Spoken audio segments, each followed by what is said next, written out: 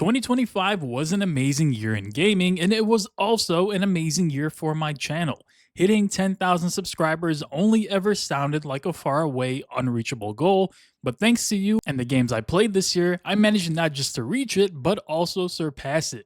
So, what did I play this year? Well, this list is made up of over 30 games, and not all games have videos on my channel, but 98% of them do, so they'll be linked in the description. Some of the games are really bad, some of them are really good, but most importantly, they were all part of this journey. So without further ado, let's get into it. At the very bottom of the list, we have MindsEye. MindsEye holds a special place in my heart because it became my most viewed video, but the game itself is nothing short of terrible. Bugs prevalent at literally every step, crashes happening left and right, terrible performance, bad story, broken AI, I could go on and on. Everything that you would not want in a video game makes an appearance. I almost didn't make the video on it because I was having such a tough time making it through. MindsEye never claimed to be the next GTA, but the comparisons cropped up regardless. What we're left with was a game that needed at least another year in development, if not more. The game seems to have received some updates here and there, but nothing looks substantial. MindsEye is by far the worst game I played in 2025. Up next, we have Immortal Unchained, a game you guys have probably never heard of. Souls-like games come in all flavors, but the flavor of this particular game was a mixture of bleach and feces. Immortal Unchained is the most unbalanced, depressing, difficult Souls-like I have ever had the displeasure to experience. The game tries to adapt the Souls-like formula, but with guns, and it fails about every step of the way. Horrible level design that's confusing, way too complex, almost labyrinth-like, terrible graphics that look muddy and look like they're from the PS3 era, and just an overall miserable experience. I can't even remember why I decided to play the game, but it was just sitting in my backlog staring at me, and I regretted every moment of that. The twist at the end is probably the only thing that was worthwhile, but honestly, I don't think I've had a worse time playing any other game. The only reason it's above MindsEye is because I wasn't dealing with bugs every other second. Up next, we have Redfall, one of Xbox's biggest missteps and the game that has single-handedly caused Arcane Austin to close its doors. What was meant to be a 4-player looter shooter ended up being a game that was released in a state that was so buggy and so broken that it felt almost unplayable. In fact, it pretty much was. I revisited the game to check it out, and it's average in every sense of the word. The story is told through these frozen screenshots, the AI would often completely be unaware of what was happening, and the overall loop got boring very quickly. Despite that, I feel like the game actually had a very solid setting and premise, but everything else was a complete letdown. The game, of course, hasn't received any updates since then, and the IP is likely gone for good. Up next, we have Saints Row.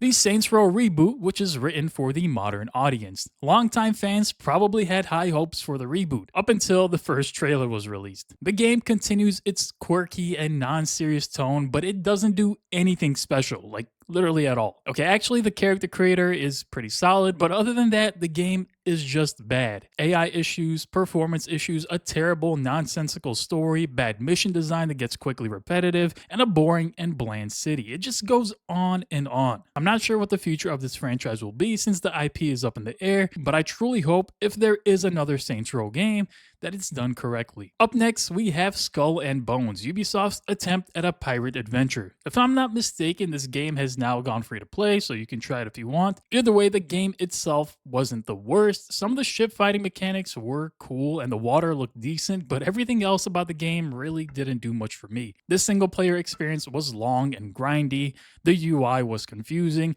the activities to do were repetitive, and the fact that you're largely tied to your boat is just strange. They could have gone with the Sea of Thieves route, maybe implementing some sort of swordplay, but instead all of that is simply non-existent. I don't know what future updates for this game will look like, but it will need some hefty, real additions to attract a new player base. Alright, at this point of the list, the rest of the games are all pretty decent. I did my best to rank them by how much I enjoyed them. Up next, we have Gotham Knights. Gotham Knights was a game that I enjoyed more than I thought I would despite all of its problems. It did a decent job fulfilling the superhero fantasy, and the characters themselves were interesting enough. The city design was solid, albeit a far cry from what the Batman series had going for it, but the gameplay was decent. I liked the different playstyles between the four main characters, the loot grind was okay, and the UI was really bad, but overall the game gave me about 18 hours of fun. I know a lot of people are hard on this game, and rightfully so. The live service aspect of it was scrapped, and we were left with the skeleton of what might have been, but we are probably better off that way. Overall, though, I think the game was solid. It's interesting how this game's failure wasn't a red flag for Kill the Justice League, though. Up next, we have Dead Island 2. Dead Island 2 was a game that came out at the right time. I enjoyed its dismemberment mechanics, the creative weapon design, and the level design. Those were all highlights for me. The combat felt weighty, the hits felt impactful, and those are a few things that really matter in a game like this. The issues arose with the actual narrative. Of course, the game isn't meant to be taken seriously, and that's exactly what the devs leaned into. It's basically a B-movie script. The game can also get very repetitive quickly. The introduction of guns about halfway through do help in spicing up the gameplay a bit longer, but for many, I can see this game getting boring pretty fast. I ended up finishing the game twice, only because I did make 2 videos on it. Up next, we have Mafia 3. Mafia 3 was a real surprise for me. I never played the game before, only read reviews and heard stories of its terrible launch. However, when I actually got my hands on it, I was very happy with what I got. I'm not saying the game is great. There's a reason why it's so far down my list, but it did some things really well. The story was great, the writing and voice work was top tier, and the city of New Bordeaux was beautiful. Where the game began losing steam was in its super repetitive mission design, asking the player to do the same thing over and over and over again. Go to this location, kill some bad guys, and rinse and repeat for 20 hours. Had this game been more creative in that aspect, it would be further down the list, but hey, it's still a solid open world game that tells a pretty good story. Up next, we have Dragon Age the Veilguard. This game was a huge disappointment for me. I bought it on release, hoping to experience something similar to what we had back in the day, but what I ended up being left with was a game that has lost all of its character and identity for a game that I really hardly recognize. I'm not going to go into detail about everything as I do have a video doing just that, but there's still some highlights for me that I feel like allow the game to be where it is on this list. Level design is well done, some areas just look amazing, the combat has some high points, and the loot system is solid, but that's about it. The story was a huge disappointment that made Solus go from a main character to some side character, and the villains were incredibly boring. I don't know, the game just completely missed the mark for me. Up next, we have Ghost Recon Breakpoint. Breakpoint was a game I revisited in 2025, mostly out of boredom and looking to play something fresh. I was surprised to see how many changes the game had undergone, introducing all new gameplay systems and removing a lot of the fluff that was added originally. The game came out with the same looter system you'd seen in The Division, but at a much smaller scale. Why the devs went that route is still a mystery, but the game has since received a bevy of updates. The experience is far more grounded, and I put about 25 hours into the game, and the freedom that the game gives players to approach missions how they see fit is one of the highlights for me. I think playing this in co-op also adds to the experience. It's a fun game that shouldn't be taken too seriously. Up next, we have Far Cry 6. Far Cry 6 was a real mixed bag for a number of reasons. It wasn't the best entry by far, and a lot of it just feels very phoned in. The newly added looter mechanics suffer from the same issue that Ghost Recon Breakpoint did. The simple fact is that it really isn't needed. The traditional skill tree is gone, replaced with abilities tied to your gear. So why do I have it as high as I do? Well, to be honest, I really like the setting, I like the organic feel to gameplay, and the gameplay loop itself was fun enough for me. Eventually, I did get bored towards the end of the game, but that's not surprising because that happens with pretty much every Ubisoft game I play. I'd be really interested to see where Ubisoft takes the franchise next, as Far Cry is in desperate need for something fresh. Up next, we have the Callisto Protocol. I have a love-hate relationship with this game. I love it for its premise, its atmosphere, and its presentation, as well as its setting.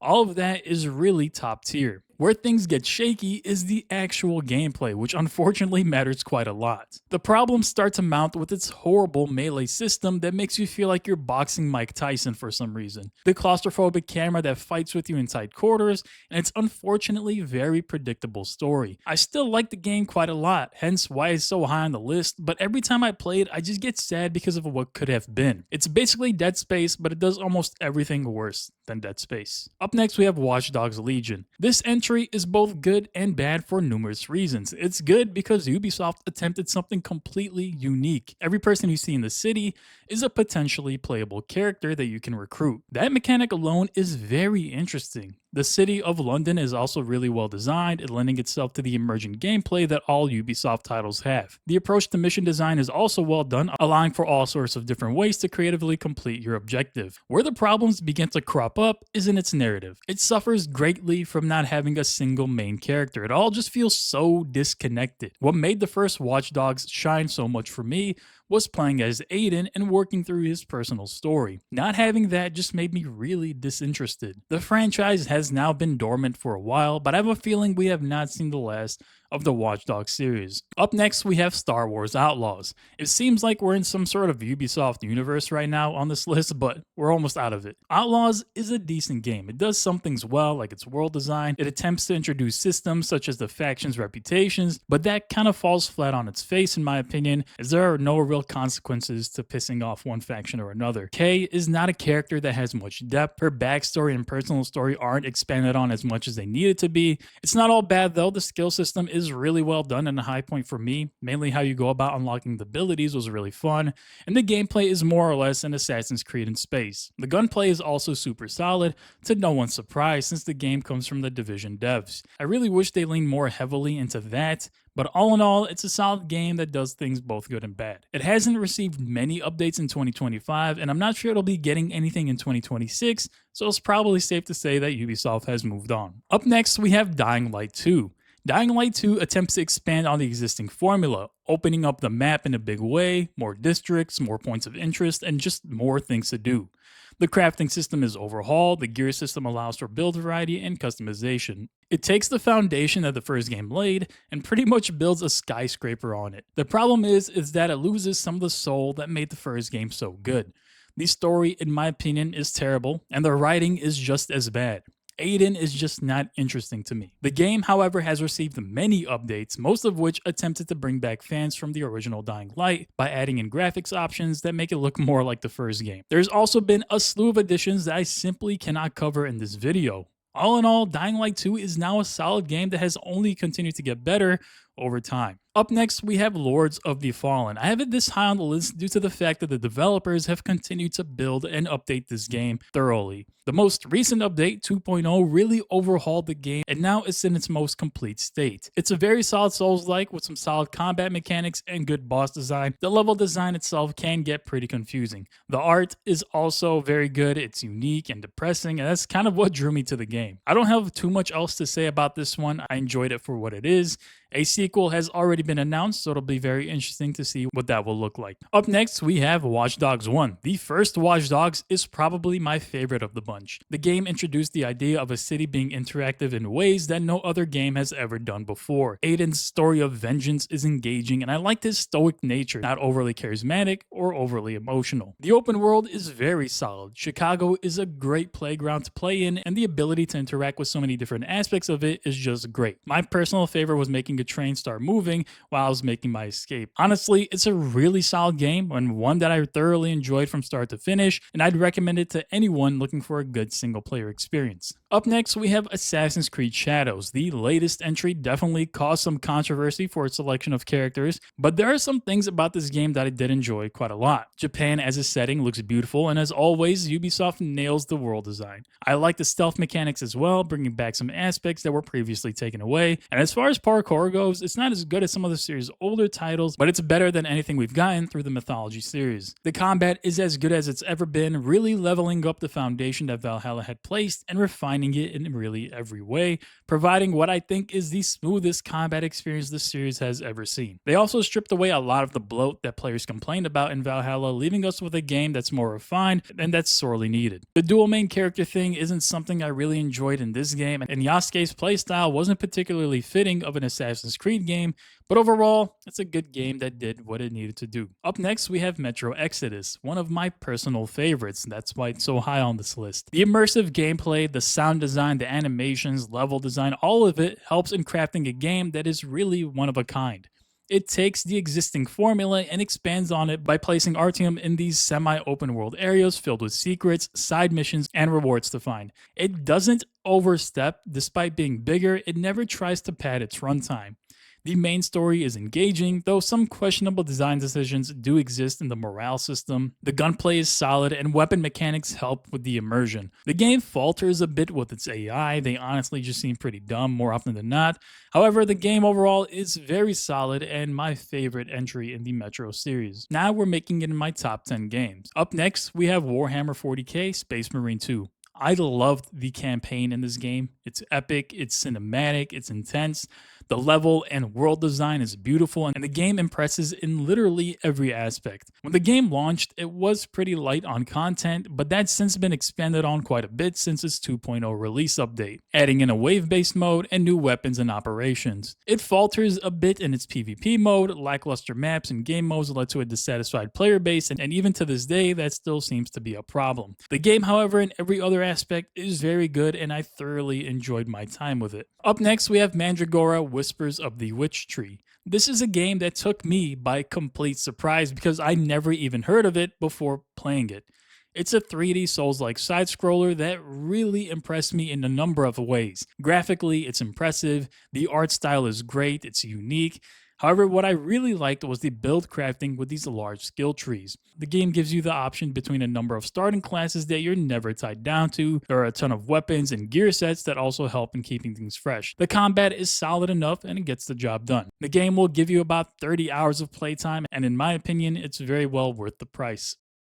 Up next, we have Ghost of Yotei. This game takes Tsushima and multiplies it by 2. Everything is bigger, better, and more refined. Visually, it's gorgeous, and the gameplay loop feels different from Tsushima.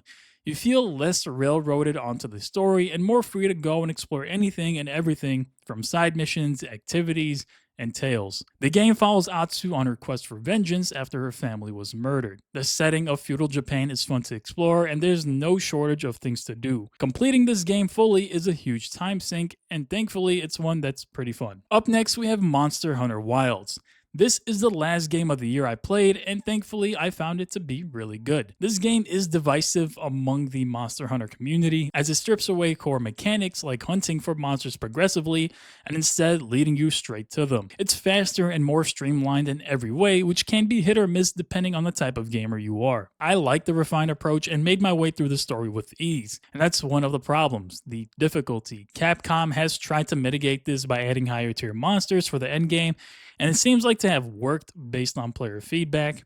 Overall, though, I like the game quite a bit. I was addicted to it while I was playing it, and I look forward to the future title updates and expansions that Capcom brings out. Up next, we have Dying Light: The Beast. In my opinion, this is the sequel we were always supposed to get. It reverses course on some additions made in Dying Light 2, stripping away the grind and over-engineering of its crafting system and introducing a more streamlined approach. It introduces a unique setting that lends itself perfectly to a world filled with infected.